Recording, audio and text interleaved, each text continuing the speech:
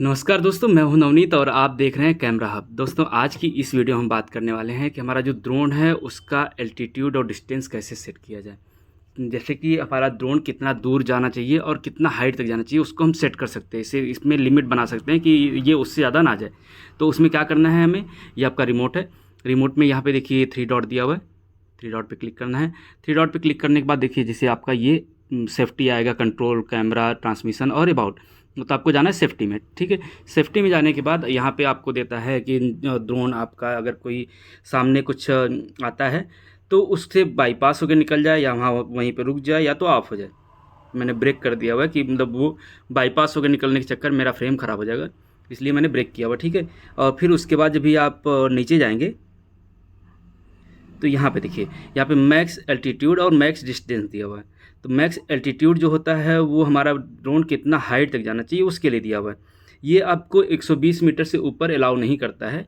अगर आप 120 मीटर के ऊपर जाना चाहते हैं तो आपको यहाँ पे एग्री करने के लिए एक देता है कि एग्री आप करिए तभी हम ओके करेंगे। मतलब कि ड्रोन का कोई रिस्पॉन्सिबिलिटी नहीं है। आपका जो लॉ है वो 400 फीट के ऊपर हम ड्रोन नहीं उड़ा सकते। तो अगर उसके ऊपर उड़ाते हैं तो फिर आपको अपनी जिम्मेदारी पर उड़ाना पड़ेगा। जैसे देखिए मैंने यहाँ पे किया, यहाँ पे दे दिया ना, you are modifying the max flight altitude setting the flight altitude over 120 feet, 120 metre 400 feet में वैल्यूड लोकल लॉज।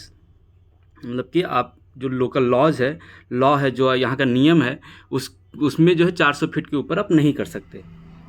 अगर आप कुछ करना है तो आप खुद के ऊपर एग्री करिए और एग्री करके आप उसके ऊपर जाइए।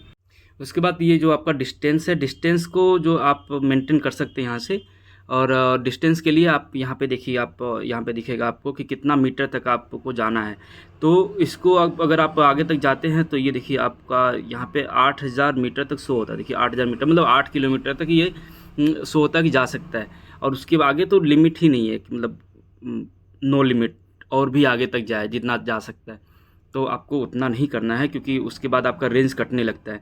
तो मेरा ये है कि मैं इसको लगभग 1 किलोमीटर तक रख लेता हूँ कि जिससे उतना तक हमें ड्रोन दिख पाता है। एक तो छोटा सा ड्रोन है, उसके बाद दिखे भी नहीं तो वो भी दिक्कत। और अगर जैसे मतलब कहीं आपको ज़रूरी है कि आपको लंबा तक जाना है तो यहाँ से आप बढ़ा सकते हैं, ठीक है। उसके बाद जो आप नीचे देख रहे हैं वो ऑटो RTH एल्टीट्यूड है।